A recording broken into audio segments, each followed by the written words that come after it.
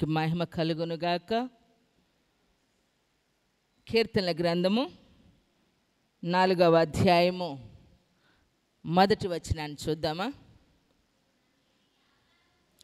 నా నీతికి ఆధారమగు దేవా, నేను మొరపెట్టినప్పుడు నాకు ఉత్తరమేమో. ఇరుకులో నాకు విశాలత కలుగు చేసిన వాడవు నీవే. నన్ను కరుణించి నా ప్రార్థన అంగీకరించుము. దేవునికి మహిమ కలుగునుగాక. నా నీతికి ఆధారమగు దేవా, నేను మొరపెట్టినప్పుడు నాకు ఉత్తరమేమో. చూడండి ఎంత అద్భుతంగా మాట్లాడుతూ ఉన్నాడో భక్తుడు. దేవుని సన్నిధిలో బహుధైర్యంగా ఆయన మనం ఇలా అడగగలగాలి. ఇలా అడగగలిగే రోజు మన జీవితంలో రావాలి కూడా. ధైర్యంగా దేవుని సన్నిధిని మనం ప్రార్థన చేసేటువంటి వారిగా ఉండాలి ప్రియులారా. ఎందుకంటే ప్రతి మనిషికి ఏదో ఒక సమయంలో జీవితంలో ఇరుకు అనేటువంటిది, ఏదో ఒక కారణం, ఏదో ఒక సమస్య, ఏదో ఒక పరిస్థితి అనేటువంటిది అది మన ఆలోచనలో ఎప్పుడూ చోటు చేసుకుంటానే ఉంటుంది జీవితంలో. మీరు ఒకసారి గమనించండి, ఎవరి జీవితమైనా సాఫ్ట్గా సాగిపోయింది అని అంటే అది రుచి లేని జీవితం మాత్రమే, సాక్ష్యం లేని జీవితం మాత్రమే అనుకోవచ్చు. ఎందుకంటే సమస్యలు లేకుండా, పరిస్థితులు వికటించకుండా జీవితంలో నా పరిస్థితిలో, నా స్థితిలో, నేనున్నటువంటి విధానంలో దేవుడు నాకు మేలు చేశాడు అని నువ్వు ఏమి కారణం చూపిస్తావు? రీజన్ ఏంటి? నీకు మేలు చేశాడు అనేదానికి రీజన్ ఏంటి? ఎలా నువ్వు విడిపించబడ్డావు, ఎలా కాపాడబడ్డావు, ఎలా నిలబడ్డావు, ఎలా ఆశీర్వదించబడ్డావు అని నువ్వు ఎప్పుడు చెప్పగలుగుతావు? నీకు ఎదురైన సమస్యల్లో నీవు ఎప్పుడైతే దేవుని కొరకు నీతిని కలిగి ఆయన ఇచ్చినటువంటి రక్షణను బట్టి దేవుని సన్నిధిలో భక్తుడు ప్రార్థన చేసినట్లుగా, నా రక్షణ పాత్రను చేత పట్టుకొని యెహోవా నామమున నేను ప్రార్థన చేసేదను. దేవుడు మనకు అనుగ్రహించిన రక్షణను బట్టి మనం ఎప్పుడు దేవుని సన్నిధిని ప్రార్థన చేస్తామో అప్పుడు దేవుడు ఉన్న బంధకాల నుంచి విడిపిస్తాడు. ఏ పరిస్థితిలోనైతే మనం ఇరుకునబడి ఉన్నామో, బయటపడలేనటువంటి ఏమండి అవకాశాలు, ఛాన్స్ లేదు అనుకున్నటువంటి సమయంలో దేవుడు మనకు సహాయకుడిగా ఉంటాడు. దేవునికి మహిమ కలుగునుగాక. మీకు ఒక చిన్న సిచ్యువేషన్ గుర్తు చేస్తాను. సేవకు వచ్చినటువంటి ప్రారంభంలో ఒక భయంకరమైనటువంటి చెరువులో నేనున్న చెరువు చుట్టూ జనం ఉన్నారు. చెరువు చుట్టూ జనం నిలబడి ఉన్నారు. అయితే పైనుంచి నాకు తాళ్ళు వేయటానికి చూస్తూ ఉన్నారు పైనుంచి. నేను ఎలా బయటపడాలా అనుకుంటున్నాను. ఈలోపు నదికి ఉన్నటువంటి కొన్ని ఈ డ్యాములకు కనుక లాకులు వేసి ఉంటాయి, ఓపెన్ చేసినప్పుడు వాటర్ ఫ్లోగా వస్తుంది చూడండి, అలా లాకులు వేసి ఉన్నాయి. ఎప్పుడైతే ఆ లాకులు ఓపెన్ చేశారో ముసళ్ళు ఒక రేంజ్లో వచ్చినాయి అన్నమాట బయటికి. వాటి దెబ్బకి నేను ఇక అయిపోయాను అనుకున్నానండి. వాటి దెబ్బకి నేను అయిపోయాను అనుకున్నాను. తెలుసా, ఇక లేదు ఛాన్సు. కారణం ఏంటంటే బయటికి తీసేవాళ్ళు లేరు, వాళ్ళు ఒడ్డునున్నారు, నేను నీళ్ళల్లో ఉన్నా. ఇటు చూస్తే ముసళ్ళు అవి ఎలా వస్తున్నాయి అంటే అబ్బా దొరికిందిరా వాలిగా ఈరోజు నోటికి సరిపడా అన్నట్టుగా అవి నీళ్లు కదులుతుంటే మురుకులతో సహా వస్తున్నాయి. భయంకరమైన మురికి అన్నమాట. అంత భయంకరమైనటువంటి ఆ పరిస్థితిలో వాటి నోటికి నన్ను పన్నివ్వలేదండి నా దేవుడు. దేవునికి మహిమ కలుగునుగాక. అద్భుతమైనటువంటి రక్షణ నాకు దేవుడు కల్పించి ఆయన నన్ను ఆదుకున్నారు. అందుకని ఆ పాట రాసుకున్నాను. అప్పుడు ఏమండి పాట రాసుకున్నా, లోకమే మిడునాగు వలె నన్ను చూడగా అని. పాట ఎప్పుడు రాసుకున్నానంటే ఆ కళని నేను ఆధారంగా చేసుకొని దేవుని సన్నిధిలో అది పాట రూపంలో మార్చబడింది అన్నమాట. కొన్నిసార్లు మన జీవితంలో మనకి నలుదిశల నెమ్మది లేనప్పుడు, ఎటు ఆధారం లేనప్పుడు, సహజంగా అలాంటి పరిస్థితులు అప్పుడే దేవుణ్ణి కూడా మనం బేస్ చేసుకుంటాం. మనకి ఎవరైతే సపోర్టుగా ఉంటారో వాళ్ళ వరకు మనం ఆనుకుంటూ ఉంటాం. మా నాన్న ఉన్నాడా, మా అమ్మ ఉందా, మా ఆయన ఉన్నాడా, మా పిల్లలు ఉన్నారా, మా పెన్షన్ ఉంది, నా చదువు ఉంది, నా సంపాదన ఉందని ఇలా మనం ఏంటంటే చుట్టూ మనకి ఏదైతే ఆధారముగా ఉందో దాన్ని మనం ఆనుకుంటాం. కానీ మనకు ఆధారాలు లేనప్పుడు దేవుణ్ణి మనం ఆధారము చేసుకోగలిగినప్పుడు ఈ ఆధారాలు ఏవైతే మనం ఆనుకున్నామో వాటి వలన మనకి సంపూర్ణ రక్షణ క్షేమం కలుగునప్పుడు దేవునిని ఆధారం చేసుకుంటే మనకి ఎంత ఆయన ప్రొటెక్షన్ ఇస్తాడో, ఆయన కల్పించిన ఆ రక్షణను బట్టి ఈరోజు మనం సాక్ష్యం ఇస్తూ ఉంటాం. కొట్టు చబళ్ళ గట్టిగా ప్రైజ్ ది లార్డ్, హల్లెలూయా. నిజమండి, దేవుని సన్నిధిలో అందుకు నా నీతికి ఆధారమగు దేవా, నేను మొరపెట్టినప్పుడు నీవు నాకు ఉత్తరమిమ్ము. ఏమండి, ఇరుకులో నాకు విశాలత కలుగు చేసిన వాడవు నీవే, నన్ను కరుణించి నా ప్రార్థన అంగీకరించుము. ఎంత అద్భుతమో చూడండి. ఇరుకునందుండి మనం మొరపెట్టినప్పుడు విశాలమందు దేవుడు ఏం చేస్తాడు? ఉత్తరం ఇస్తాడు. అందుకనే దేవుని సన్నిధిని మనం నిర్లక్ష్యంగా ఉండకూడదు. కొన్నిసార్లు సమస్యలు వచ్చినప్పుడు దేవుని సన్నిధిని మానేస్తారు. తెలివి కలిగిన వారు, జ్ఞానం కలిగినటువంటి వారు సమస్యలోనే దేవునిలో ఆనుకుంటారు. అందుకే ఎప్పుడు ఈ రెండు విషయాల గురించి మీకు చెప్తూ ఉంటాను. సమస్యలో ఒకరు నిలబడటం అన్నా జరిగిద్ది, మరొకరు పడిపోవటం జరిగిద్ది. ఎవరు ఈ ఇద్దరి అనుభవం అంటే సమస్యలో ఆనుకుని వారు తప్పకుండా ఎక్కువగా నిలబడతారు. ఎందుకంటే దేవుడు కొన్ని మనకు ధైర్యాలు ఇచ్చారు కదా. 3వ అధ్యాయంలో చక్కని మాట ఉంటుంది, 5వ వచనంలో చూడండి. యెహోవా నాకు ఆధారము కావున నేను పండుకొని నిద్రపోయి మేలుకొందును. 10,000 మంది దండెత్తి నా మీదకి వచ్చి మోహరించును, నేను భయపడను. యెహోవా లెమ్ము, నా దేవా నన్ను రక్షింపుము. నా శత్రువులందరినీ దవడ ఎముక మీద కొట్టువాడవు నీవే, దుష్టుల పళ్ళు ఎరగొట్టువాడవు నీవే. రక్షణ యెహోవాది, నీ ప్రజల మీదకి యెహోవా నీ ఆశీర్వాదం వచ్చును గాక. కొట్టు, గట్టి కొట్టు. ప్రైజ్ ది లార్డ్, హల్లెలూయా. ఆయన ప్రజల మీదకి ఏమొచ్చిందట? ఆశీర్వాదం వచ్చింది. ఎప్పుడు? నా నీతికి ఆధారమగు దేవా, నాకు ఆధారము నీవే. భక్తుడు అంటున్నాడు కదా, నాకు ఆధారము నీవే అని. ఎంత చక్కగా దేవుని సన్నిధిని ఆనుకున్నప్పుడు ఏమండి, అతడు పండుకొని నిద్రపోయి మేలుకొంటాడట. అంటే ఎంత నిరీక్షణో చూడండి. ఈరోజు పండుకునే వాళ్ళకి మేలుకునేవారు ఉన్నారా? కొంతమంది లేరు. కానీ తనకు ఒక నిరీక్షణ, నేను పండుకొని నిద్రపోతాను, మరలా రేపు అనేది చూస్తా. మెలుకుందునంటే ఏమిటి? నిరీక్షణ. తనకు ఉదయం కలిగిద్ది, మరలా లెగుస్తాను, మరొక రోజు నాకు ఉంది. ఎందుకనంటే 10,000 మంది వచ్చి ఏమండి దండెత్తి నా మీదకి వచ్చి మోహరించిన ఏమంటున్నాడు? నేను భయపడను. ఈ సిచ్యువేషన్ చూసినప్పుడు మీకు ఎవరు గుర్తుకొచ్చారు? ఇంకా దావీదు గుర్తుకొచ్చాడు. ఇంకా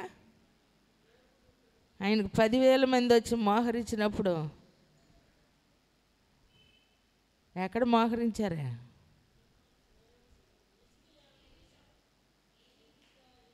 కొట్టు సాంబతమ్మ అక్క, గట్టి కొట్టు సాపట్లో.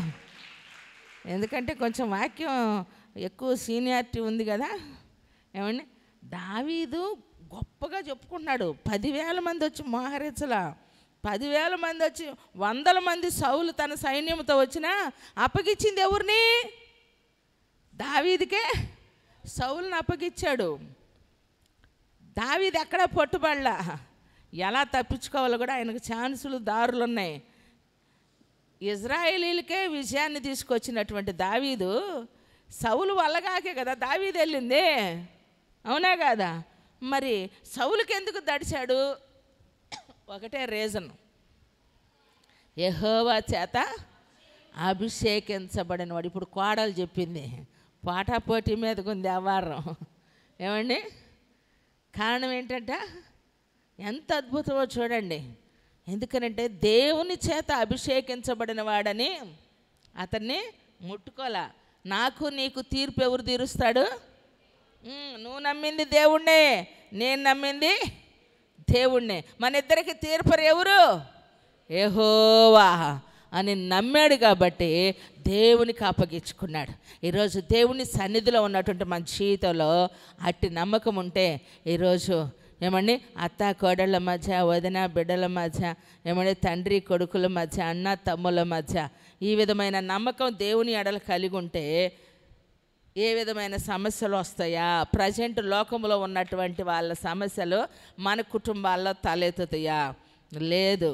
కానీ కాదు, ఉన్నతమైన దేవుని రక్షణ మనకు అనుగ్రహిస్తాడని ప్రతి రక్షించబడిన ప్రతి విశ్వాసి యొక్క విశ్వాసం ఎలా ఉండాలి అంటే, నీకు నాకు తీర్పరు ఎవరు?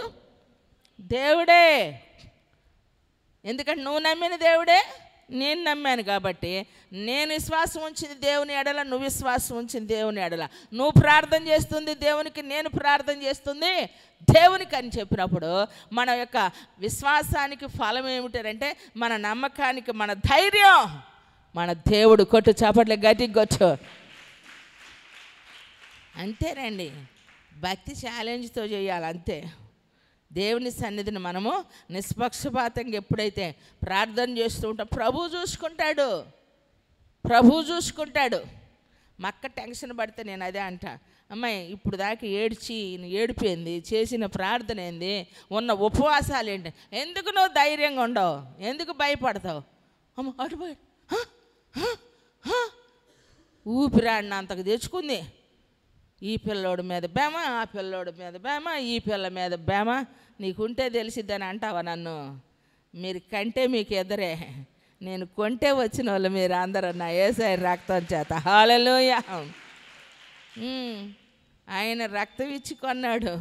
ఏమండి, మా జీవితాలను పనంగా పెట్టామండి. ప్రార్థన విశ్వాసం ద్వారా మిమ్మల్ని కని ఉన్నా అంటాడు అనమాట పౌలు గారు. అంత తేలిగ్గేమి రాలా, అందరి బాధ్యతలు ఉన్నాయి. మా కోడలు గర్భం ధరిస్తే ప్రసవ వేదన నేను పడ్డా తెలుసా? డెలివరీ ఆమె అయింది, నొప్పులు నేను పడ్డా. అర్థమైందా? డెలివరీ అయింది ఆవిడ, నొప్పులు పడింది నేను.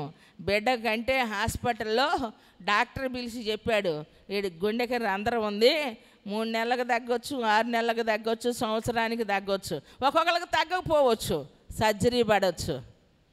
సాక్షాత్తు సజీవ సాక్ష్యాలు. ఏమండి, మా పాలుగారికి నాకు తప్ప మరొకరికి తెలియదు, ఎందుకంటే అన్ని చిన్న గుండెలే. మరి వాళ్ళ విశ్వాసులే, వాళ్ళకంటే నేను గొప్ప విశ్వాసినని కాదు, అయినా ఒప్పుకోక తప్పదు. విశ్వాసం ఎక్కువ. ఏమంటే ధైర్యం. వాళ్ళు ప్రార్థన చేస్తారు, ఏడుస్తారు. మా నమ్మకం వేరు. ఆయన మన ప్రభువైన యేసుక్రీస్తు. కొట్టు చప్పట్లు గట్టిగా కొట్టు. ఏడుస్తే ఏమొచ్చింది? అలసట వచ్చింది. బిడ్డను అరిచేతుల్లో పట్టుకున్న 3 నెలలు సేవ మానుకోలా, పరిచర్యకి వెళ్ళకుండా లేను, నా డ్యూటీ నాదే. కానీ 3 నెలలు ఏమండి 1 గంట దాకా పనుకుంటా బుల్లమ్మాయి నేను లెగుస్తా అనేది మా వదిన. నిద్రపోయేది షుగర్ పేషెంట్గా పనుకొని 5 దాకా. ఎలా కూర్చున్నానో తెలీదు. తెల్లవార్దులు ఎన్ని మొక్కులు మొక్కానో నా దేవుడి దగ్గర. నీ ఇచ్చిన బిడ్డ అయ్యా మేనరేకం అని. బిడ్డ పుడితే చూసేవాళ్ళు, కాలు చూసేవాళ్ళు ఒకళ్ళు, కన్ను చూసేవాళ్ళు ఒకళ్ళు, మేనరికం అని. అందరికేమో మనం చూస్తాం, మన పిల్లలనేమో అందరు రకరకాలుగా చూసేవాళ్ళు. కాలు వంకర, కన్ను వంకర, మూతి వంకర, మేనరికం అని చెప్పి. అయ్యా అందుకే వీడు గుండె రంధ్రం ఓడి పుట్టాడు అనుకుంటారు. మేనరికాలు పనిచేయవు కదా నీ రక్తం దగ్గర, నీ ప్రేమ దగ్గర అని చెప్పి 3 నెలలు దేవుని దగ్గర ఎలాగూ చేతులు పట్టుకొని ప్రార్థన చేస్తే 3వ నెలలో ఏమి లేదండి, 6వ నెలలో లేదు, సంవత్సరానికి 2 సంవత్సరాలకి ఎక్స్రే తీసిన స్కానింగ్లో నెంబర్ 1 అన్నమాట. కొట్టు చాపట్లు కొట్టు. ప్రైజ్ ది లార్డ్, హల్లెలూయా. ఏమండి, వాడి కోసం 3 నెలలు మెలుకొనున్నా. అనేక కుటుంబాల కోసం రాత్రి పగల్లో. మా వెంకటరెడ్డి ఉన్నాడా, ఎంత వెంకటరెడ్డి పగలంతా పరిచర్య చేసుకొని రాత్రి వెంకటరెడ్డి వాళ్ళ ఇంటికి వెళ్ళి రాత్రి అంతా మంచం దగ్గర కూర్చొని ఏడ్చి ప్రార్థన చేసి తెల్లవారుజామున వచ్చేదాన్ని, తెల్లవారుజామున. అందుకని నాకు బాగలేనప్పుడు మా అక్కకు ప్రాణం పోసి నా ప్రాణం తీసుకోయా అని, నేను కన్నకపోయినా రక్తం పంచుకొని పుట్టకపోయినా నాకు ఇచ్చిన ఆత్మీయ బిడ్డలు నా కోసం ఏడ్చి ప్రార్థన చేశారు. అందుకే సంఘం అలా ఏడవబట్టి, సంఘం కోసం మేము ఏడ్చాం. మా బలహీన సమయాల్లో సంఘం ఏడ్చింది కాబట్టి ఈరోజు బ్రతికున్నాం. కొట్టు గట్టి కొట్టు. మన ఆధారం, మన ధైర్యం దేవుడు, మన విశ్వాసం. ఊరికే ప్రార్థనే టెన్షన్. ఎందుకమ్మా టెన్షన్? నువ్వు కాపాడతావా? తేలు కొట్టకుండా, మండరు గబ్బ పట్టకుండా నువ్వు కాపాడతావా? ఊరికే సెల్లుల్లో పెట్టి పిసుకుల్ని, పిల్లుల్ని, కుక్కల్ని చూపిస్తే వాడు వెళ్ళి కుక్క నోట్టో పెడతాడు, అవసరం అయితే పులి నోట్టో పెడతాడు. నువ్వు కాపాడతావా? నువ్వు కాపాడలేవు, నువ్వు బ్రతికించలేవు.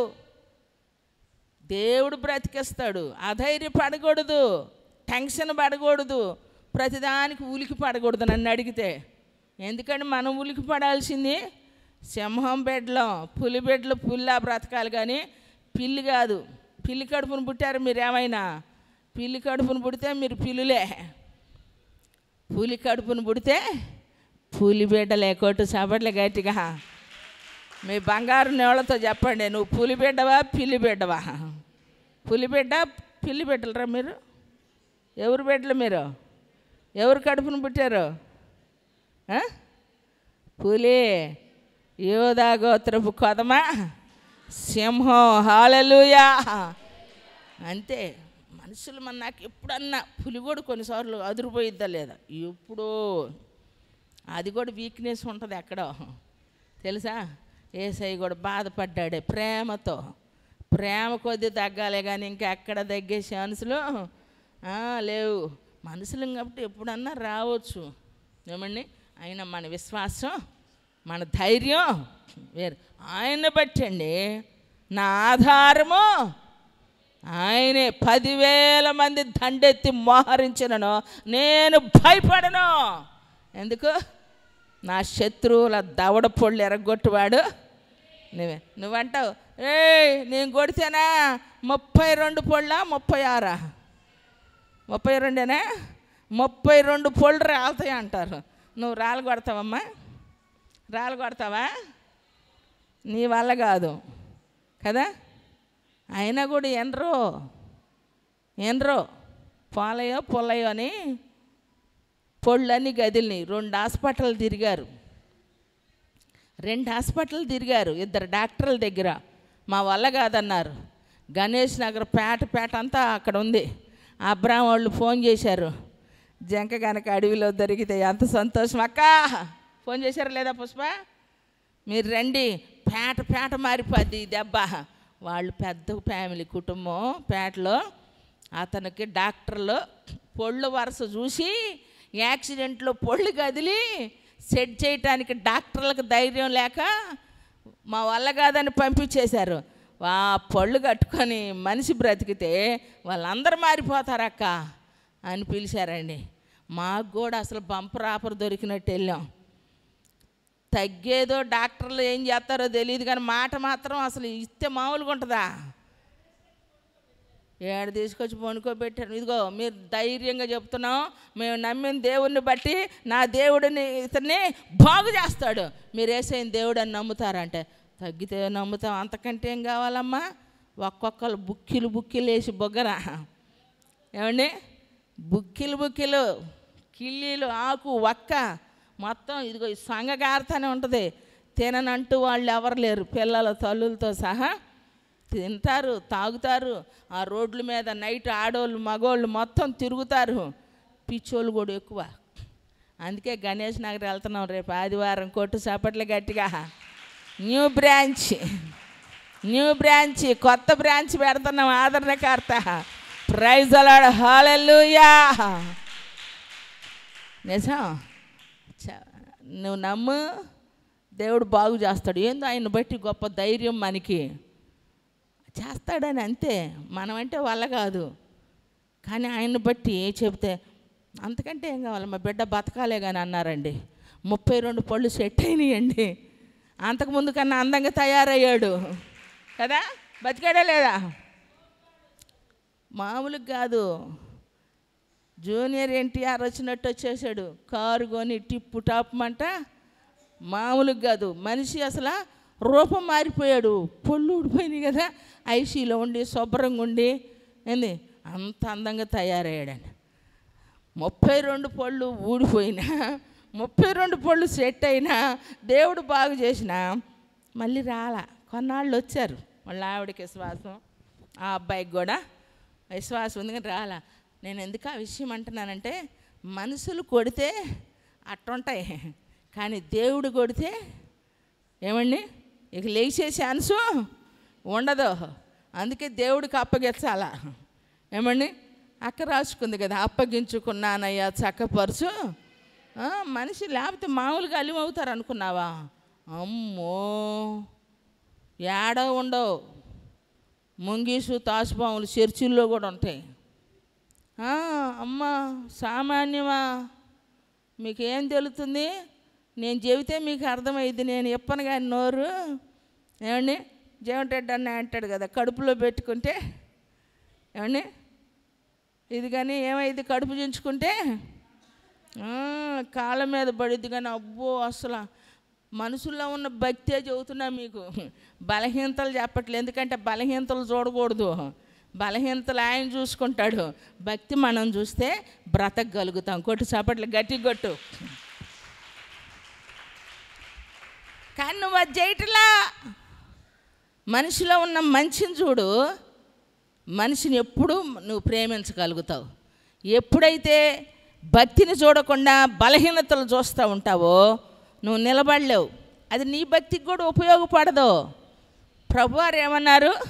భూదిగంతముల నివాసులారా నా వైపు చూసి రక్షణ పొందుడే. నువ్వెవరిని చూస్తున్నావు? మనుషులు చూస్తున్నావు. ఆయన ఎవరిని చూడమన్నాడు? ఎవరిని చూడమన్నాడు?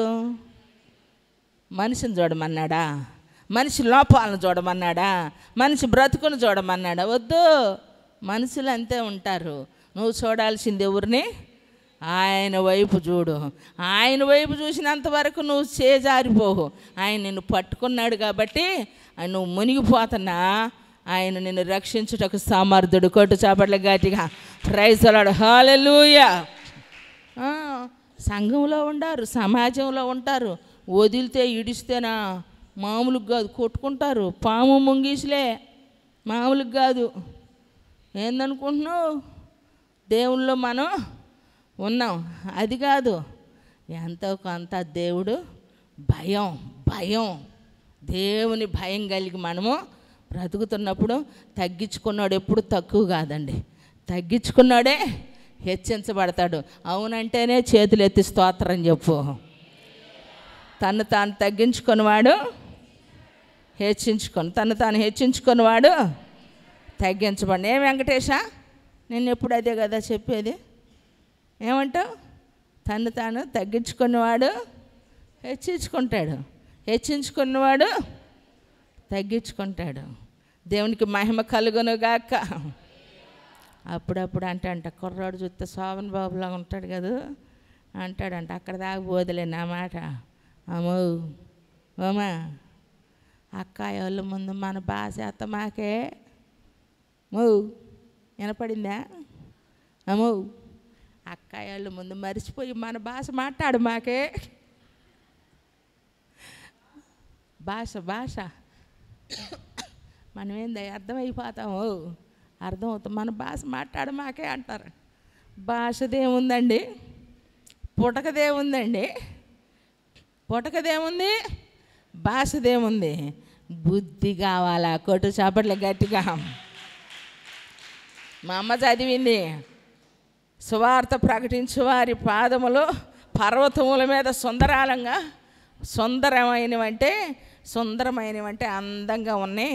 రోజు వాటికి ఏమండి ఆయిల్ పెట్టించుకొని, మసాజ్ చేయించుకొని, గోల్డ్ రుద్దించుకొని, చక్కగా మొద్దుగా బొద్దుగా చేపించుకునేవి కాదు. అవి కరుకులు వచ్చినా, మొద్దుబారినా, నల్లగున్నా, మొద్దుల్లాగే ఉన్నా, నల్ల చెక్కల్లాగే ఉన్నా, పేళ్ళుగా పగిలిపోయినా సువార్త కొరకు అడుగులు వేస్తావే. కష్టకాలంలో, బాధలు, శ్రమలు, ఇబ్బందులు గుండా ప్రయాణించేటప్పుడు నీవు దేవుని కొరకు ఎప్పుడైతే నిలబడి ఆయన ప్రేమను ప్రకటిస్తూ ఉంటావో అవి పర్వతముల మీద సుందరమైనటువంటివి నీ పాదములు అని భక్తుడు రాశాడు అని చెప్తా ఉంది. దేవునికి మహిమ కలుగునుగాక. Praise the lord. హల్లెలూయా. ఎంత గొప్ప ప్రేమ అండి నా యేసయ్య ప్రేమ. సంపూర్ణంగా దేవుని వాక్యం మనకు తెలియక మనం పొరబడుతున్నాం. కానీ నా ప్రియమైన సహోదరి సహోదరులారా, దేవుని సన్నిధిలో ఆయన యొక్క పవర్ ఏమండి, దేవుని శక్తి మనకు అర్థమైతే ఇంకా మనం దేని వైపు, ఎవరి వైపు, దేన్ని బేస్ చేసుకోమండి. ఎందుకో తెలుసా? నా ఆధారము నీవే. మన ఆధారం ఆయనే అయి ఉన్నప్పుడు అద్భుతమైనటువంటి విడుదల ఇస్తాడు, కాపుదల ఇస్తాడు ప్రియులారా. ఎందుకంటే మన నమ్మకం ఏమండి, మన నమ్మకం ఎవరు ఇప్పుడు బోల్డ్ యాడ్లు వస్తున్నాయి. మా నమ్మకం నువ్వే జగనన్న, మా నమ్మకం నువ్వే చంద్రన్న, మా నమ్మకం నువ్వే పవన్ అన్న. మన నమ్మకం ఎవరు చెప్పండిరా? మన నమ్మకం ఎవరు? యేసయ్య. కొట్టు చప్పట్లు గట్టి కొట్టు. అంతే, మన ఆధారము నీవే. ఎందుకంటే నేను పండుకొని నిద్రపోయి మేలుకొందును. ఎందుకు? 10,000 మంది వచ్చి మోహరించినా నేను భయపడను. నా శత్రువు దావడ పళ్ళు ఎరగొట్టువాడివే నీవే. ఆయన కొడితే లేగవరండి, మనం కొడితే లెగుస్తారు, మరలా మనల్ని కొడతారు తిరిగి కదా. ఎప్పుడు ఒకసారి ఒకరికే ఉండదు ఛాన్సు. ఈరోజు నాకుంటుంది, రేపు ఇంకొకరికి వచ్చింది. వద్దు. కానీ మన శత్రువుల దావడ పళ్ళు ఎరగొట్టాడు ఆయనే. నోరు మూసుకొని ఇంకింతే. పళ్ళు ఇరిగిపోతే నోరు తెరుస్తారా? అయ్యో పళ్ళు బాగున్నోళ్ళు అనుకోండి, స్మైల్ మనగానే పెళ్ళిళ్ళు ఏం చేస్తారు? ఒక అబ్బాయికి మేము నేర్పించామమ్మా, మనోడే. అరే బాబు నవ్వురా అంటే ప్రాక్టీస్ చేశాడు 1 వారం. పెళ్ళప్పుడు అంటే ప్రతి ఫోటోకి క్లోజప్ ఇస్తే బాగుంటుంది ఎట్టా. ఇక ఏ ఫోటోకు పట్టినా, ఫోటో అనగానే ఫోటో, అబ్బాయి ఫోటో, గ్రూప్ ఫోటోలు అదే, సింగిల్ ఫోటోలు అదే, ఫ్యామిలీ ఫోటోలు అదే. ఇక అదే అంటే ప్రాక్టీస్ అయ్యాడు. అదే పళ్ళు లేని వాళ్ళని స్మైల్ అంటే స్మైల్ ఇస్తారు, ఇంతే అంటారు. కానీ నోరు తెరుతారా? పెదవి విప్పుతారా? నేనంటే అమ్మాయి పెదవి అమ్మాయి నవ్వమంటే కొంతమంది అసలే బొగ్గలు బూరులాగా ఉంటాయి అంటే ఇంకెట్టుంటుంది, ఇంకే కారంగా ఉంటుంది ముఖం. ఎందుకు? వాళ్ళు పెదవి తెరచండి నవ్వండి అంటే ఎట్ట నవ్వలేక ఎట్ట అంటారు? మొఖమే అంతంత ఇంకొంచెం ఎట్ట అయ్యిద్ది అనమాట. కానీ అదే పళ్ళు బాగాలేకపోతే నోరు తెరుస్తారా?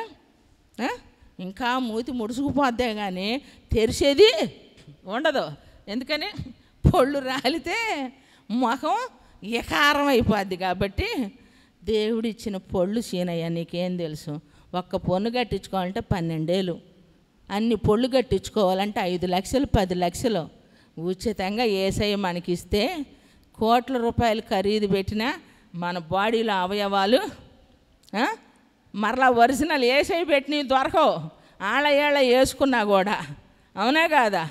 కానీ మనం సత్తే 2.75 పైసలు అంట మన బూడిద ఖర్చు. మనిషి చస్తే, జంతువులు చచ్చిన వాటికి వాల్యూ ఉంది. మనం బ్రతికుంటే మన విలువ ఎక్కువ, చచ్చిపోతే విలువ తక్కువ కదా.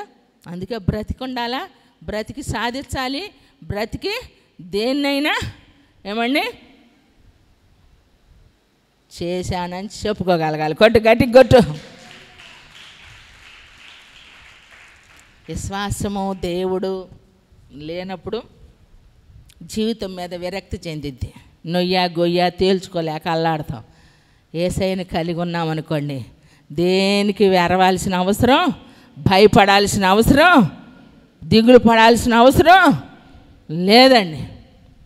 మా అమ్మ అంటది అప్పుడప్పుడు, అమ్మో నువ్వు కాబట్టి బతుకుతున్నావు అంటది. వాళ్ళు దిగులు పడతారు. జరిగింది ఒక డిస్కషన్ అనుకో, ఒకటి ఏదన్నా దాన్ని చెప్పుకుంటానే ఉంటారు. నేను పక్కకి వెళ్ళి ఏం చేస్తా తెలుసా, సెల్ ఆన్ చేసుకుంటా, ఏదో ఒకటి వింటా ఉంటా. ఏదో ఒకటి చూస్తా అంటే మీలా చూడరా బాబు, మర్మంగా అర్థం చేసుకోండి అంటే విపులంగా చెప్పట్లా. ఏ వాక్యమో, ఏ షార్ట్ మెసేజో, లేదంటే హిస్టరీలు ఉంటాయిగా భక్తుల చరిత్రలో, మీకు చెప్పొద్దు. నా మైండ్ డైవర్ట్ అవ్వాలంటే ఏం చేయాలి, మీకు నేను ఏం చెప్పాలా, వచ్చే ఆదివారం శనివారం ఏం చెప్పాలా, ఈరోజంటే డైరెక్ట్గా మీ దగ్గరికి వచ్చా, మనసు ఆలోచించింది యేసయ్యని. కొట్టు చప్పట్లు గట్టిగా. ఉదయం ప్రార్థన చేశాను కాబట్టి ఏమండి మీ మనసు అంతా ఎన్నో ఉంటాయి. మా మనసు అంతా ఎవరుంటారు పుష్ప? ఓయ్, మన మనసులో ఎవరుంటారు? సరిగ్గా చెప్పు పెద్దగా. ఎవరుంటారు మన మనసులో? కాసేపు కూసేపు వాళ్ళు ఉన్నా ఎక్కువ ఉండేది ఎవరు మనకి?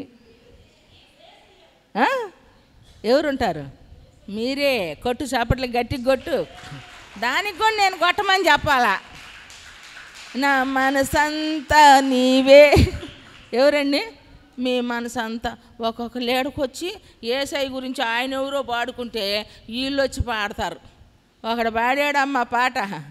ఏం పాటమ్మా? లేచి లేచి లేచి ఏమి లేచిపోదాం, ఏమి లేచిపోదాం పాట అంటే ఒకడు లేపుకొనే పోయాడు ఆ పాట పాడి పాడి.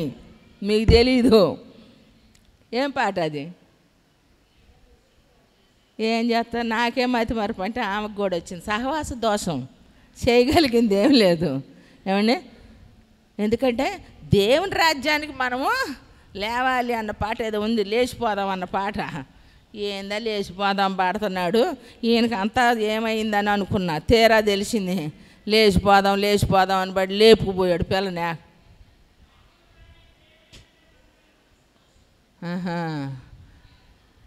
పవను ఆమెకు ఒక్కటే ముందు. హల్లెలూయా. అది కాదులే, హల్లెలూయా అది నెక్స్ట్ వచ్చేది కదా. ఏమండి, ప్రేమలో మనం గెలుచుకున్నాం అనుకో, ఏ పాట పాడుకోవచ్చు, ఏది చదువుకోవచ్చు అమ్మా, ఏది చదువుకోవచ్చు? పరమగీతాలు చదువుకోవచ్చు అంటాడు ఒక ఆయన. ఏమండి, ప్రేమలో గెలుచుకుంటే కుటుంబంలో ఏమండి భార్యాభర్తల ప్రేమ బంధం బాగుందనుకో, మనం పరంగీతాలు చదువుకోవచ్చు సీనయ్య రోజు. అదే వివాహ జీవితంలో ఫెయిల్ అయిపోయారనుకో, ఏం చదువుకోవాలా? పరంగీతాల పక్కన ఉంది విలాప వాక్యాలు. ఏడుపే ఏడుపు, ఏడుపే ఏడుపు. ఏమండి, మనం విలాప గీతాలు వద్దు, పరమగీతాలు పాడుకుందాం. ఇప్పుడు మాధవగాడి పని అట్టుంది ఇవాళ. ఏమండి, మా సుప్రజ ఇద్దరికి సరిపోయిన వాళ్ళు దొరికారు. కొట్టు చప్పట్లకి గట్టిగా కొట్టు. ఒకళ్ళని మెచ్చుకునేటప్పుడు మెచ్చుకోవాలా, మెచ్చుకొని మనం వాళ్ళకి ఏమన్నా బొకే ఇచ్చామా? చప్పట్లేగా. ప్రైజ్ ది లార్డ్, హల్లెలూయా. ప్రస్తుతానికి వాడి పని పరంగీతమే, వాడికి పరంగీతమే. ఏమండి, దేవుడు ఆశీర్వదిస్తే మామూలుగానే కృప. ఏమండి, అదే సెట్ అవ్వలేదనుకో ఏం పాడుకోవాలా? విలాప గీతాలు చదువుకోవటం, విలాప వాక్యాలు. కాబట్టి మన కుటుంబాల్లో నేను ఆదరణకర్తలో అందరూ పరంగీతాలు చదువుకోవాలి, మేము మాత్రమే విలాప గీతాలు చదవాలా. మాకు విలాప వాక్యాలు ఉండాలి, ఎప్పుడు మేము ఏడుస్తూ ఉండాలి, మీరు నవ్వుతూ ఉండాలి. కొట్టు చప్పట్లు గట్టిగా. ప్రైజ్ ది లార్డ్, హల్లెలూయా. ఏమండి, మా వెనకున్న ఏడుపులన్నా కొంచెం కొంచెం స్వార్థం అని ఉండొచ్చు, కానీ మాకేం స్వార్థం ఉంటుంది? ఎవరి కోసం ఏడుస్తాం చెప్పు? చెప్పండి. మా కోసం, మా కుటుంబాల కోసం, మా పిల్లల కోసం, మా కోసం అని చెప్పండి రా ఇలాగ హార్ట్ఫుల్గా. ఎవరి కోసం ఏడుస్తాం? ఏం కృష్ణ, మేము ఎవరి కోసం ఏడుస్తాం? అందరి కోసమా? ప్రైజ్ ది లార్డ్, హల్లెలూయా. వెనకున్న వాళ్ళు ఏడుపులన్నా కలగలుపులు వస్తూ ఉంటాయి. అందుకే మీరు ఎవరిని నమ్ముకోవాలంటే అందరు ఉన్న వాళ్ళని నమ్ముకోమాకండి. ఓపెన్గా చెబుతున్నా, ఒంటరిగా వాళ్ళని నమ్ముకోండి, ఆశీర్వాదకరంగా ఉంటారు. కొట్టు చప్పట్లు గట్టి కొట్టు. ప్రైజ్ ది లార్డ్, హల్లెలూయా. తర్వాత సంగతి అండి, ఉన్నమాట చెప్పుకోవాలా. ఏమండి, నీ శత్రువుల దవడ పొళ్ళు ఎరగొట్టేవాడు ఎవరంట? ఆయనే. అలాంటప్పుడు మనం ఎలా ఉండాలి? నేను భయపడను, ధైర్యం కావాలా. వాక్యం లేని వాని గుండె అంట యెషయా గ్రంథంలో ఏమనుంది? తీనక్కర్లేదులే, మొదటి అధ్యాయం, ప్రతి వాని గుండె బలహీనమయ్యిందంట. మరి నీ గుండె బలహీనమయ్యిద్దా? విశ్వాసం లేని వాని గుండె బలహీనమయ్యిద్దే. మన గుండె బలహీనం కాకూడదు అని చెప్పక్క. నువ్వేది చెబితే అది చేస్తానమ్మా అంటావు సంవత్సరానికి ఒకసారి వచ్చి. నీకు రోజు ఇలాపవాక్యాలే. ఇలాపవాక్యాలు కాదు, పరంగీతం పాడు రేపటి నుంచి. హల్లెలూయా. ఎందుకంటే దేవుని సన్నిధిలో మన గుండె బలహీనం కాకూడదు. ఏమండి? ఎందుకంటే దేవుని సన్నిధిలో ఉన్న గుండె చెదిరిన వారిని బాగు చేస్తానంటే నీ గుండె బాడు చేసుకొని గుండె గుబేలు గుబేలు. ఎందుకు గుబేలు? ఏం గుబేలు మనాల్సిన అవసరంలా. నీ గుండె గుబేలు మనిపించేటట్టు, నీ గుండె తటతటా కొట్టుకునేటట్టు ఎవరు చేస్తున్నారో వాళ్ళ గోబ గుయ్యమనిస్తాడు. కొట్టు చప్పట్లు గట్టిగా. ప్రైజ్ ది లార్డ్, హల్లెలూయా. మనం కాదండి, మనం తేల్చుకోవాల్సింది మనందరి జడ్జిమెంట్. జడ్జి ఎక్కడ ఉన్నాడు? ఆయన అక్కడ ఉన్నాడు. ఎందుకో తెలుసా? పొద్దున్నే లేచాడు. పొద్దున్నే అయ్యగారు లేచి ధ్యానంలో కూర్చున్నాడు. పెద్ద అయ్యగారు ఇక్కడ కూడా అంతే. పెద్ద అమ్మగారులు, అయ్యగారులు తెల్లారు గట్టే లెగుస్తారు. ఏమండి? ధ్యానం మీద ఉంటే చిన్న అయ్యగారులు పడకల మీద నుంచి లెగుస్తారు పొద్దెక్కాక. ఏమండి? పొద్దెక్కాక లేచి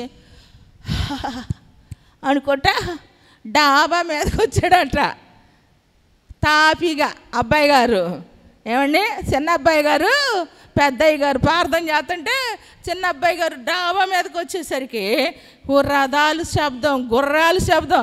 అయ్యగారు ఇంక అయిపోయా, సిరియా సైన్యం మన మీదకి దండెత్తి వచ్చింది. ఇంకా గాబరా పడే వాళ్ళకి ఏం చేస్తారంటే అండి, చాలామంది ఎదుటి వాళ్ళు గుండెలు పగల కొడతారు. నాకు తెలుసు, ఒక్కొక్కళ్ళ మాటలు వింటే గుండెలు చెరువులు అయిపోతాయి.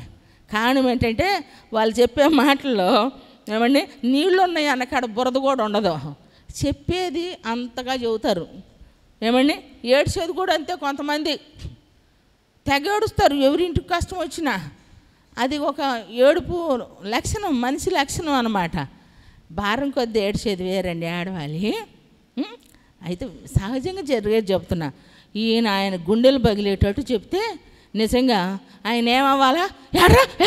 ఏడ్రా అని చూడాలి కదా. ఏడ్రాలేదు, గేడ్రాలేదు. ఎవరు వస్తున్నారయ్యా? సిరియా సైన్యం. అయ్యగారు ప్రార్థన చేశాడు, ప్రభువా ఈయన కళ్ళు తెరువు అన్నాడు.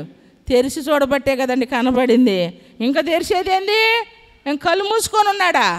కళ్ళు తెరిచే ఉన్నాడు. అప్పటి వరకు చూసిన నేత్రాలు వేరు. ఏమండి? సిరియా సైన్యాన్ని, రథాలు, వారి బలం చూశాడు. కానీ ఎప్పుడైతే ఈయన కళ్ళు తెరవమన్నాడో శరీర నేత్రాలు మూసి దేవుడు ఆత్మనేత్రాలు తెరిచేసరికి ఇప్పుడు ఎవరు కనపడుతున్నారు అన్నాడు. ఇప్పుడు మన చుట్టూ అగ్ని రథాలు, గుర్రాలు కనపడుతున్నాయి. గట్టి కొట్టు. అగ్ని రథాలు, గుర్రాలు కనపడుతున్నాయి అన్నాడు. మరి ఇంక భయం ఎందుకు? వాళ్ళు వచ్చారు, ముట్టడి వేశారు. ఏమండి? వాళ్ళకి ఆవం గనక కమ్ముకున్నట్టు పొగలో ఎవరు మొఖాలు ఎవరికి అర్థం కాకుండా శత్రువుల్ని తిన్నగా ఏమండి అప్పగిచ్చాడు. ఈయన తీసుకొని వెళ్ళి రాజుగారికి అప్పగిచ్చాడు. ఇజ్రాయేల్ రాజుకి సిరియా సైన్యాన్ని ఏమండి మన దైవజనుడు అప్పగిస్తే, దైవజనుడా ఏం చేయమంటావు? ఏం చేయొద్దు, భోజనం పెట్టి పంపించు అన్నాడు. ఏమన్నాడండి? ఏం చేయొద్దు, భోజనం పెట్టి పంపించు అన్నాడు. వెంటనే వీళ్ళు భోజనం పెట్టి ఏమండి పంపిస్తే సిరియా రాజుకి ఏమన్నాడు తెలుసా? వీళ్ళు జరిగిందంతా చెప్పారు. ఏం జరిగిందిరా? వాళ్ళకి చేతుల్లోకి పోయాం, వాళ్ళు మమ్మల్ని ఏమనకుండా పలావ్ పెట్టి పంపించేశారు అని అనగానే అర్రర్రర్రర్రర్రే అనవసరంగా దైవజనుడు జోలిపోయాం.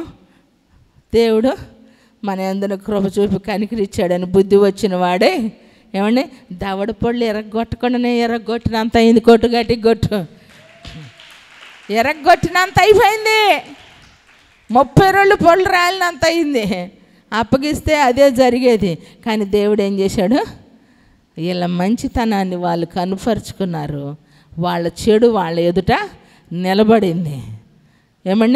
అందుకే శత్రువుకి నువ్వు భోజనం పెట్టిన ఎడల వాళ్ళ నెత్తి మీద కుంపట పెట్టినట్లుగా అయిద్దట. మనమేమనుకుంటాం, వాడు నా కళ్ళెదుట తింటుంటే, నా కళ్ళెదుట తిరుగుతుంటే, నా కళ్ళెదుట అని తట్టుకోలేవు.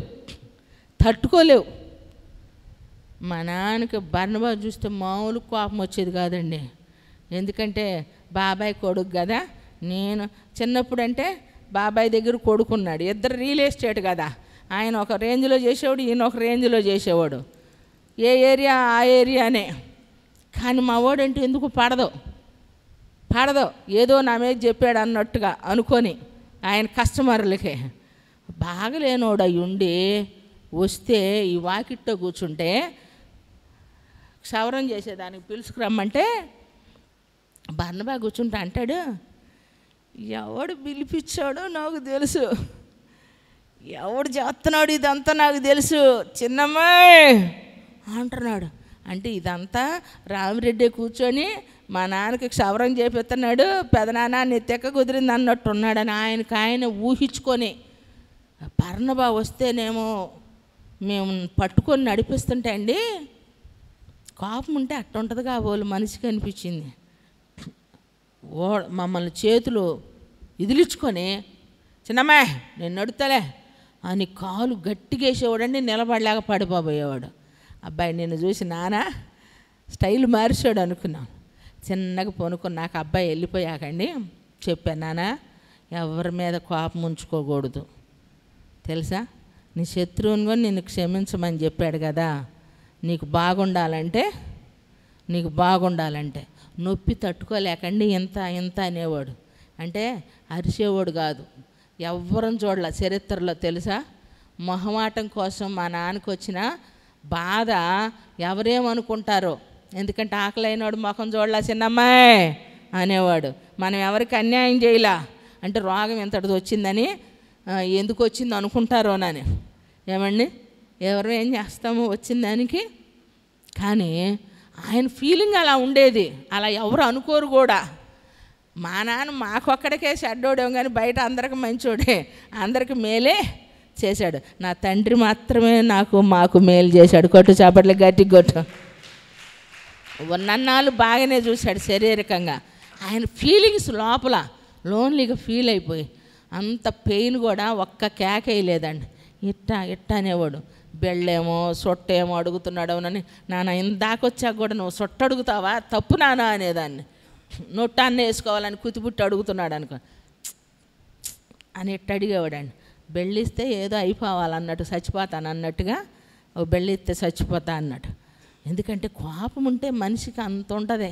తర్వాత నాన్న అట్ట అనకూడదు, ఇదంతా ఎవరు చేశారని నువ్వు రావిరెడ్డిని అంటున్నావు కదా, తప్పు నాన్న అట్ట అనకూడదు నాన్న అని అంటే, ఇక ఆ తర్వాత వస్తే లేదని అవునమ్మా క్షమించాలి నాన్న, ప్రార్థన చేయాలి నాన్న, ఎవరి మీద ద్వేషం ఉంచుకోకూడదు నాన్న, అట్ట అనుకోకూడదు మనం అని అంటే, తర్వాత వస్తే అబ్బాయ్ రావిరెడ్డి అనని పలకరించేవాడు. నాశనం అక్కయిన అంత దూరాన్ని చూసి వస్తుంది, ఇదేంది అడ్డంగా బలిసింది అనేవాడు అండి. మన నాశనం అక్కని చూసి మరదలు కదా, దగ్గరకు వచ్చాక ఏమైనా నాశరామా అనేవాడు నవ్వుతా. అబ్బా ఎందుకట్ట అంటున్నాడు మా నాన్న అనుకునేదాన్ని అండి. అంత దూరాన్ని చూసాను తిట్టేవాడు, దగ్గరకు వచ్చాకేమో ఇప్పుడు ప్రిన్సు ఉండి ఉండి ఏమే ఎవరిని చూసినా ఓడే అంటుంటే మా నాశనం అక్కాయి మా నాన్న వచ్చి ఆమె చేతులు ఆడుతున్న అంతకు ఫీల్ అయిపోతుంది. ఇప్పుడు కూడా వసే అంటున్నాడు. అసలు మా నాన్న పిలిచినట్టే ఆమె పాపం బాధపడేది కాదు. ఎందుకంటే అందరూ ఒకసారి కలిసి ఉండారుగా, అందుకని ఆయన మాట తీరే అంతలే అని చెప్పి ఫీల్ అయ్యేది కాదన్నమాట, బాధపడేవాళ్ళు కాదు. ఇప్పుడు కూడా దాన్ని తలుసుకొని ఏంది బావా ఇప్పుడు కూడా నువ్వు అట్నే ఫీల్ అయిపోతున్నావా అంటూ ఉంటాను నేను. నువ్వు కానీ దేవుని కృప అండి అంతగా మలుసుకోవటానికి. అంటే కోపం శత్రువుని చూస్తే ఎలా ఉంటుంది, తగ్గలేమండి, రాజీ పడలేం. కానీ శత్రువు ఎదుట మనం ఎప్పుడైతే రాజీ పడి తగ్గుతామో అప్పుడే మనం గెలిచినట్టు. కొట్టు చాపట్లు గట్టి కొట్టు. శత్రువు దగ్గర తగ్గినప్పుడే మనం గెలుస్తాం, అంతే నిశ్చయంగా అన్నమాట. అది వాస్తవం అండి. మనం తగ్గితే తక్కువైపోం, కానీ తగ్గించుకుంటే ఎక్కువైపోతాం. ఇది ఈ లాజిక్ మనకు తెలియదు. క్రిస్టియానిటీకి ఉన్నటువంటి వాల్యూస్ కొన్ని ఉన్నాయి, అవి మనం పోగొట్టుకుంటున్నాం కాబట్టి మన వాల్యూ పడిపోతా ఉంది. మన వాల్యూ పడిపోకూడదు, మన రేటు తగ్గకూడదు, మన రేటు పెరుగుతూనే ఉండాలి. దేవునికి మహిమ కలుగును గాక. ఎందుకంటే దేవుని సన్నిధిలో ఉన్నటువంటి మన జీవితంలో అద్భుతమైన దేవుని కృప అనుభవించాలి అని అంటే ఇరుకునందుండి మొరపెట్టగా యెహోవా నాకు విశాలమందు ఉత్తరం ఇచ్చిన. ఎప్పుడు ఇస్తాడంటే నీ ఉత్తరం, నా నీతికి ఆధారమగు దేవా, నేను మొరపెట్టినప్పుడు నాకు ఉత్తరమేమో. ఇరుకులో విశాలత కలుగు చేసిన వాడువు నీవే, కాబట్టి నన్ను కరుణించి నా ప్రార్థన అంగీకరించుమని. అలా మనం ప్రార్థన చేసేటువంటి సత్తా ఉన్న వ్యక్తుల్లాగా మనము దేవుని సన్నిధిలో ఒక ధీమా, నేను ఆయన సన్నిధిలో ఆయన బిడ్డగా ప్రార్థన చేస్తున్నాను, నేనున్న పరిస్థితుల్లో దేవుడు ప్రతిదీ చక్కపెట్టేదానికి ఆయన సమర్థుడని. అలా ఎప్పుడైతే నిలబడతామో అద్భుతమైన దేవుని కార్యాలు మనం చూస్తాం. ఈ కొద్ది మాటలు దేవుడు ఆశీర్వదించును గాక. లేచి నిలబడదామా?